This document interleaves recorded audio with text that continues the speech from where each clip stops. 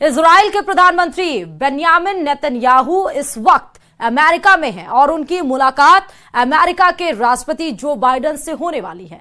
लेकिन इस बीच यमन के यूथी विद्रोहियों ने ऐसा प्लान बनाया है जिसके बाद इजरायली सेना के हेडक्वार्टर में अलार्म बजने लगा है। देखिए इसी पर special report.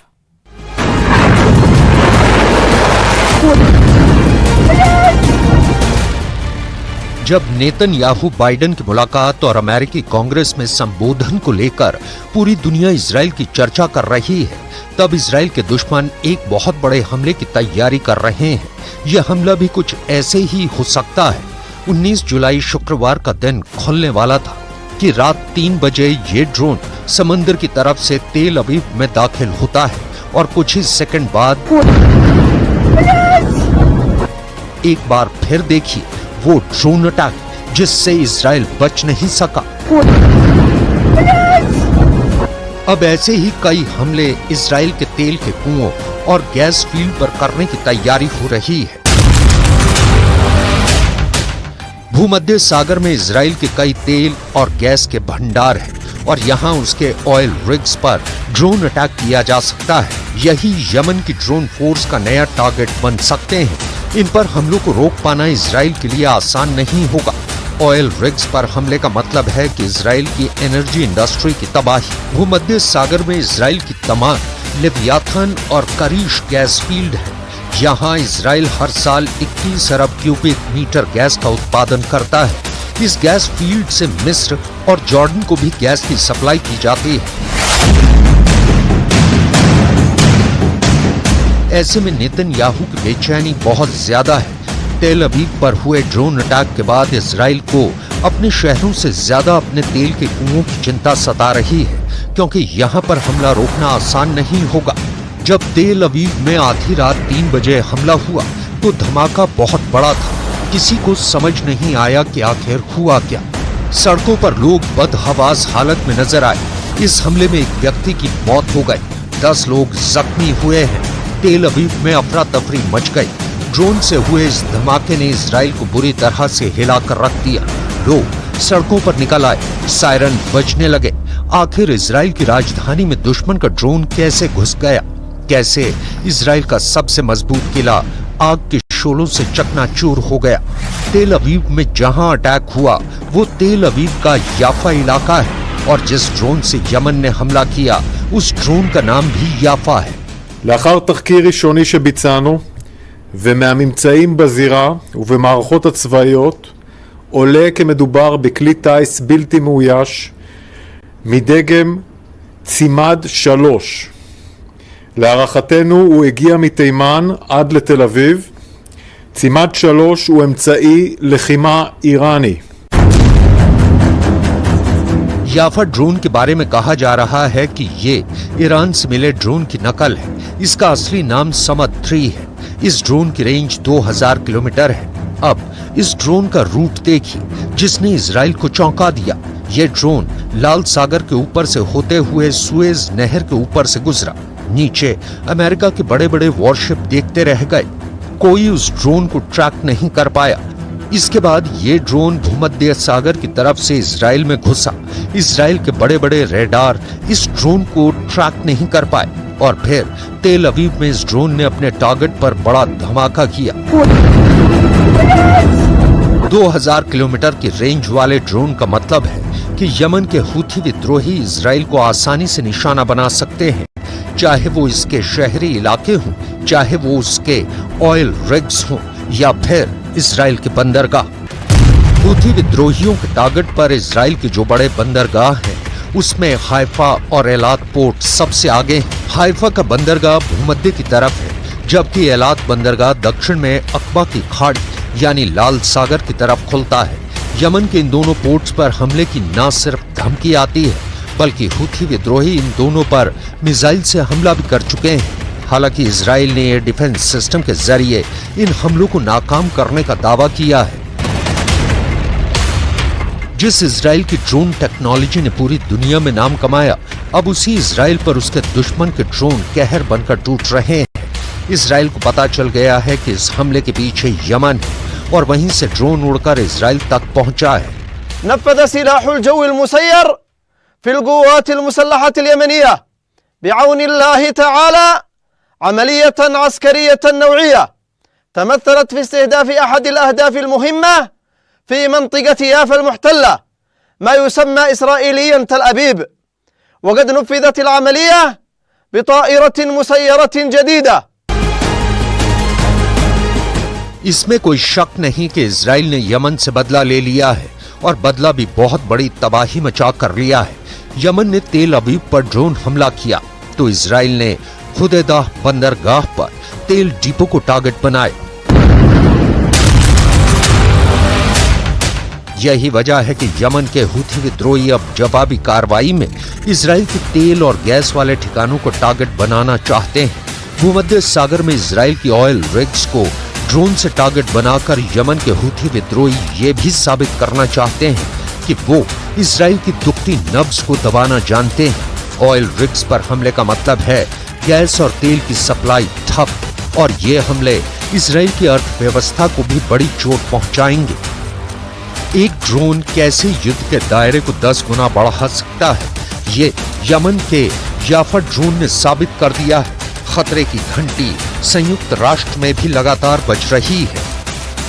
I can tell you that the Secretary General condemns today's deadly drone attack in Tel Aviv, for which the Houthis in Yemen claimed responsibility. This attack resulted in a death and several injuries. He sends his heartfelt condolences to the victims and their families. युद्ध का नया खतरा किस level पर पहुंच चुका है, ये आप यूएन से आए अलर्ट को देखकर समझ सकते हैं। याफा जैसे ड्रोन से ये मुमकिन है क्योंकि इससे पहले इजराइल का एयर डिफेंस नेटवर्क इसे रोकने में नाकाम साबित हुआ है। ऐसे कई हथियार यमन के हूथी विद्रोही अपनी परेड में दिखाते रहे हैं। इन सभी पर ईरान की छाप लगी हुई है। इस बात से तो ईरान भी इनकार नहीं करता, चाहे वो बैलिस्टिक मिसाइल हो, क्रूज मिसाइल हो या फिर ड्रोन। हूथी विद्रोहियों के पास बहुत से ऐसे हथियार हैं जो उसे ईरान के जरिए ही मिले हैं। यमन के हूथी विद्रोहियों को ईरान का समर्थन इजराइल का दूसरा बड़ा खौफ है। इजराइल का डर इस हमले से और ज्यादा बढ़ गया है क्योंकि हूथी विद्रोहियों की याफा ड्रोन ने इजराइल के एयर डिफेंस नेटवर्क को खिलौना साबित कर दिया है। यही वजह है कि तेल अवीव पर अटैक के बाद अमेरिका पहुंचे बेंजामिन नेतन्याहू सीज फायर की बात कर रहे हैं। हमास पर बमबारी नहीं बल्कि उस पर दबाव डालने की बात कर रहे हैं। इस वक्त हमास के कब्जे में 120 इजरायली बंधक हैं और इस बात ने नेतन्याहू को काफी बेचैन किया हुआ है। אנחנו נחושים להחזיר את כולם. התנאים להחזיר אותם מבשילים, ונתנו פשוט שאנחנו מפעילים לחץ מאוד מאוד חזק על חמאס, ואנחנו רואים שינוי מסוים, ואני חושב שהשינוי הזה ילך ויגדל, ואנחנו מתכוונים לעשות את זה. זוהי מטרת מלחמה. तेल अवीव से रवाना होने से पहले नेतन्याहू उन लोगों से मिले थे जो हमास की कैद से छूट चुके हैं या छुड़ाए गए हैं। इनमें इजरायली बंधकों के परिवार भी थे। नेतन्याहू ने बताने की कोशिश की कि वो बाइडेन से इस बारे में जरूर बात करेंगे ताकि हमास पर दबाव बने और 120 इजरायली बंधकों की रिहाई मुमकिन हो पाए। गाजा में बमबारी को लेकर अगर इजराइल को किसी तरफ से कोई खास चुनौती मिली है तो वो लेबनान का मिलिशिया हिजबुल्लाह है और यमन का हूथी विद्रोही गुट है। लेकिन इसमें खास बात यह है कि इन दोनों संगठनों को ईरान का पूरा समर्थन है। उन्हें ईरान से फंडिंग भी मिलती है, ट्रेनिंग भी मिलती है और ये बहुत हद तक तेहरान के इशारे पर ही अपना ट्रिगर दबाते हैं। इजराइल पर हमास के हमले के 9 महीने पूरे हो चुके हैं। गाजा पर इजराइल के ऑपरेशन के भी 9 महीने पूरे हो गए हैं। 9 महीनों की तबाही का दौर ऐसा चला कि युद्ध का एपिसेंटर अब गाजा से निकलकर इजराइल और लेबनान बॉर्डर के साथ साथ यमन और लाल सागर में पहुंच चुका है। यमन के तेल गोदाम में लगी आग अब भी जल रही है। इसी जगह पर इजराइल के फाइटर जेट्स ने बम गिराए थे और फिर लगा कि जैसे पूरा हुदैदा बंदरगाह जलने लगा। यमन को भी पता चल गया है कि हूथी विद्रोहियों के हमले के बाद जिस तरह से इजराइल ने अटैक किया है उससे युद्ध गाजा से निकलकर अब उसकी जमीन पर पहुंच गया है। أقدم الكيان الصهيوني باستهداف موانئ الحديدة والمنشآت النفطية وعدد من الأعيان البدنية في جريمة كبيرة جدا، جريمة تؤكد أن هذا العدو لن يرتدع أبدا إلا بالقوة، لأنه لا يفهم إلا منطق القوة. ها هو يستهدف المنشآت لمحاولة حصار الشعب اليمني وضرب الجانب الاقتصادي عندما فشل. بالنسبة للاستهداف لهذه المؤسسات الحيوية التي تخدمها الشعب اليمني فهو استهداف لكامل الشعب اليمني. यमन का गुस्सा 7वें आसमान पर है और यमन की पब्लिक इस गुस्से का इजहार भी कर रही है।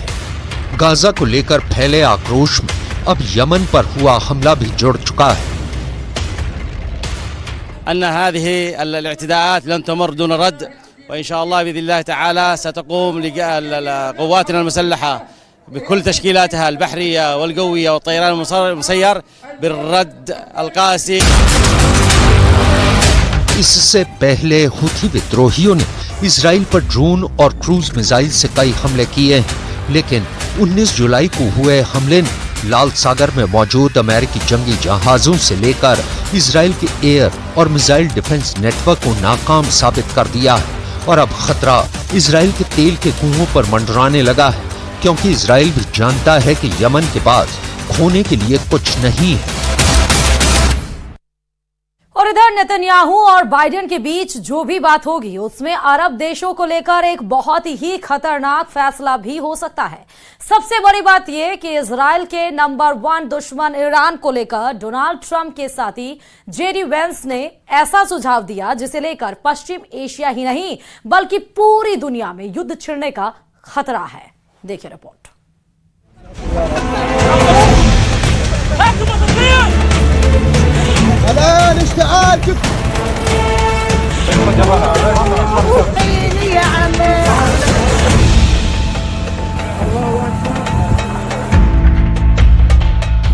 एक तरफ गाजा में इजराइल का नया हमला हुआ है और दूसरी तरफ नेतन्याहू और गोला बारूद की डिमांड के साथ अमेरिका में मौजूद हैं।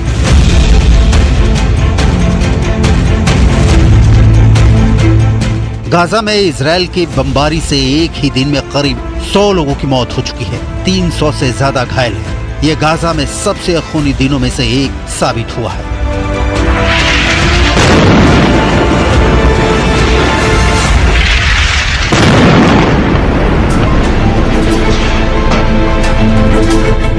गाजा के खान यूनिस इलाके में न सिर्फ इजरायली वायुसेना ने बमबारी की, यहाँ पर इजरायली टैंक मार्कवा ने भी अंधाधुंध गोले बरसाए और नतीजा आपके सामने है।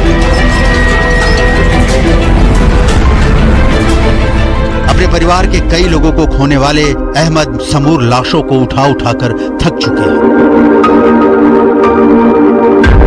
इजरायल ने जब हमला किया तो एक 4 मंजिला इमारत पूरी तरह ढह गई। अहमद समूर का घर इसी इमारत में था।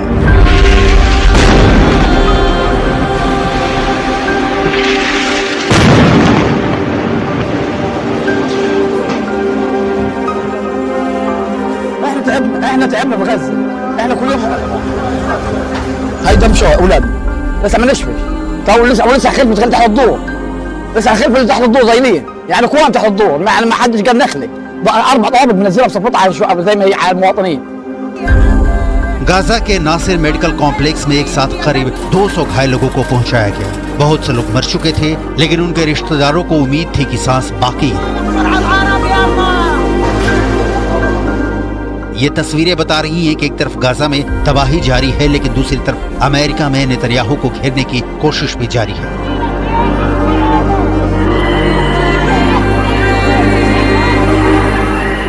व्हाइट हाउस के करीब ये लोग नेतन्याहू का विरोध करने पहुंचे हैं। ये गाजा में हजारों लोगों की मौत पर बाइडेन प्रशासन को जगाना चाहते हैं। ये इजरायल को जारी बम और गोला बारूद की सप्लाई रोकना चाहते हैं। ये सब एक प्रदर्शन का हिस्सा है।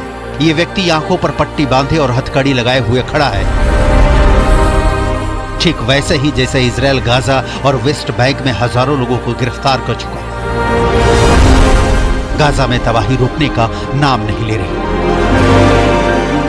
गाजा में 9 महीनों से जारी बमबारी में 39,000 लोगों की मौत हो चुकी है। 90,000 लोग घायल हुए। सैकड़ों हजारों लाशें मलबे में दबी हुई हैं।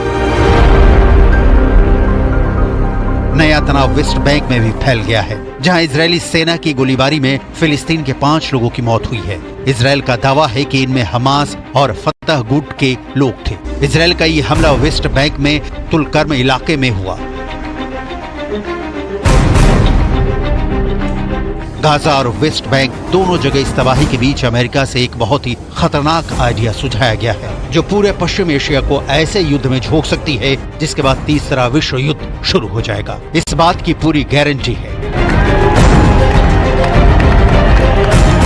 अमेरिका में ओहायो की सीनेटर और डोनाल्ड ट्रंप के रनिंग मेट जेडी वेंस, जो रिपब्लिकन पार्टी के वाइस प्रेसिडेंट के कैंडिडेट के रूप में उभरे हैं, उन्होंने अमेरिका के न्यूज चैनल को दिए इंटरव्यू में बहुत ही खतरनाक रास्ता दिखाया है।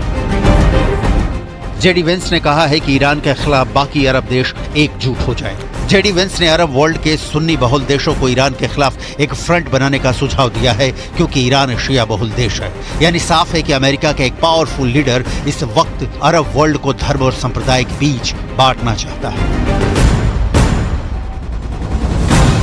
जेडी वेंस ने कहा कि इजराइल को बचाने के लिए जो बाइडेन ने जो कुछ नहीं किया है और न ही ईरान को कमजोर करने के लिए उनकी सरकार कुछ ठोस कर पाई है। अमेरिका की तरफ से पश्चिमी एशिया में नई गुटबाजी तैयार करने के बीच चीन ने बहुत बड़ा बयान दे दिया है। संयुक्त राष्ट्र सुरक्षा परिषद में चीन ने कहा है कि 2 स्टेट वाला उपाय जरूरी है, यानी इजराइल भी देश रहे और फिलिस्तीन भी देश बने।